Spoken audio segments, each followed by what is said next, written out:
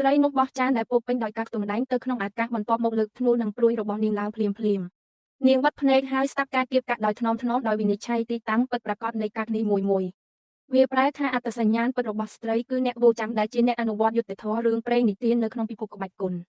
នាងបានដោះស្រាយចំនួនដោយជំនាញដាច់ខាតអ្នកណាដែលមិនព្រមទទួលយកការវិនិច្ឆ័យរបស់នាងនឹងត្រូវទទួលទោសភ្លាមៗនោះអ្នកក្រមបង្គាប់ម្នាក់ព្យាយាមស្ទាក់ចាប់នាងប៉ុន្តែស្ត្រីនោះងាយស្រួលដោះស្រាយពួកគេដឹងតិចតួចថានៅពីក្រោយរបាំងមុខគឺពិតជាកូនស្រីពៅសំណប់ចិត្តបំផុតរបស់គ្រូសាសាំងនៅពេលនាងត្រឡប់មកផ្ទះវិញស្ត្រីនោះចៃដន្យបានលឺអ្នកបម្រើនិយាយដើមបុព្វបុរសគ្រូសាសាំងបានបន្សល់ទុកនៅការសាកល្បងដៅបុរាណដើម្បីឆ្លងកាត់វានរណាម្នាក់ត្រូវការប្រើធ្នូបុរាណដ៏មានតម្លៃនេះដើម្បីបាញ់ចំគោលដៅចំនួន9ស្ត្រីនោះចង់សាកល្បងសមត្ថភាពបច្ចុប្បន្នរបស់នាងបន្ទាប់ពីពួកអ្នកបម្រើចាត់ចែងស្ត្រីនោះបានបញ្ជូនកម្លាំងខាងក្នុងរបស់នាងដើម្បីបញ្ជូនដាវបុរាណហោះឡើងលើអាកាសលោបឡើងដើម្បីចាប់ធ្នូបន្ទាប់មកចូលទៅក្នុងទីតាំងបាញ់ប្រហារសម្ដៅដាវ9ទៅឈូដាវនៅពេលដែលជីតានិងបងប្អូនរបស់នាងមកដល់ហើយឃើញបែបនេះពួកគេស្រឡាំងកាំងភ្លាមពួកគេបានស្បត់ថានឹងរកអ្នកណាដែលបាញ់ព្រួញទាំងនោះដោយជឿជាក់ថាបុគ្គលនេះអាចនាំគ្រួសាររបស់ពួកគេទៅរកភាពអស្ចារ្យប៉ុន្តែពួកគេមិនបានដឹងថាម្នាក់នេះជាប្អូនស្រីដែលគេមើលងាយនោះទេភ្លាមនោះបងប្អូនប្រុសពីរនាក់របស់នារីម្នាក់នោះក៏ប្រទះឃើញនាងពួកគេបង្ហាញនាងថាគ្មានការខ្វល់ខ្វាយអ្វីទាំងអស់បងប្រុសច្បងនិយាយថានាងគ្មានប្រយោជន៍បងប្រុសទី2និយាយថានាងមិននៅទីនេះទេសូម្បីតែជីតារបស់នាងបានរៀបចំអាពាហ៍ពិពាហ៍ដ៏គួរឲ្យអស់សំណើចសម្រាប់នាងរួចហើយនៅពេលដែលស្ត្រីនោះឮថានាងត្រូវរៀបការជាមួយមនុស្សល្ងងនាងបានបដិសេធភ្លាមប៉ុន្តែបងប្អូនពីរនាក់របស់នាងគ្រាន់តែចំអកនាងប៉ុណ្ណោះស្ត្រីនោះបានសម្រេចចិត្តថាដល់ពេលដែលត្រូវបង្ហាញអ្វីដែលនាងបានបង្កើត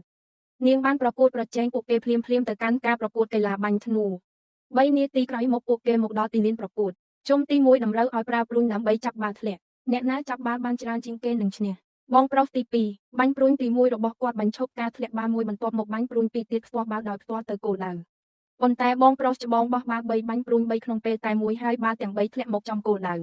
ធ្វើឲ្យវងមនុស្សអបអរសាទរបងប្រុសច្បងក៏លេចមើលស្ត្រីនោះហើយប្រាប់នាងឲ្យចុះចាញ់ប៉ុន្តែស្ត្រីនោះដាក់បាល់ទាំងអស់ចូលគ្នាទះកំភ្លៀងលើតុហើយបន្ទាប់ពីបាល់ទាំងអស់ហោះឡើងនោះក៏បាញ់ព្រួញ3យ៉ាងលឿនគួរឲ្យភ្ញាក់ផ្អើលណាស់ដែលគ្រាប់បាល់ទាំងអស់បានហោះមកចំគោលដៅប្អូនប្រុសទី2របស់ស្ត្រីរងគ្រោះចោទប្រកាន់ថាបានបោកប្រាស់ប៉ុន្តែស្ត្រីរូបនេះថានេះគ្រាន់តែជាជំនាញប៉ុណ្ណោះបន្ទាប់មកជីតាទី2ប្រាប់ស្ត្រីនោះឲ្យបន្តបង្ហាញខ្លួនឯងជុំទី2ត្រូវការព្រួញដើម្បីទម្លាស់ប៊ូលេហើយដាក់ចេញទៀននៅពីក្រោយវាបងប្រុសទី2ផ្ទាល់ឲ្យស្ត្រីនៅ Broken Bow យ៉ាងសាមញ្ញខណៈពេលដែលរក្សារបស់ល្អសម្រាប់ខ្លួនគាត់បន្ទាប់មកប្អូនប្រុសទី2ក៏បាញ់ព្រួញទី1របស់គាត់ទម្លាស់យ៉ាងងាយស្រួលប៊ូលេហើយដកទៀនចេញមនុស្សគ្រប់គ្នាតែដៃគាត់បងប្រុសច្បងយកធ្នូរបស់គាត់ហើយបាញ់ព្រួញទៅថ្មក្បែរនោះលោតចេញនឹងបុកចំក្បាលថែមទាំងយកទៀនចេញសកម្មភាពនេះថែមទាំងធ្វើឲ្យជីតារបស់ពួកគេចាប់អារម្មណ៍ទៀតផងពេលនេះស្ត្រីនោះទាញធ្នូរបស់នាងហើយគោះព្រួយមួយខណៈកំពុងខំព្រួយមួយទៀតដោយធ្មេញរបស់នាងអ្នករាល់គ្នាសង្ស័យស្ត្រីនោះហើយចាប់ផ្ដើមនិយាយគ្នាទៅវិញទៅមកវិនាទីបន្ទាប់ព្រួយរបស់ស្ត្រីកោងជុំវិញភ្នែកគោហើយដាក់ទៀនចេញវាក៏ធ្វើឲ្យអ្នកបម្រើដែលតែងតែធ្វើបាបនាងផងដែរគ្រប់គ្នាភ្ញាក់ផ្អើលជាមួយនឹងជំនាញបាញ់ព្រួយរបស់ស្ត្រីតើអ្នកធ្លាប់ឃើញព្រួយដែលអាចកោងទេ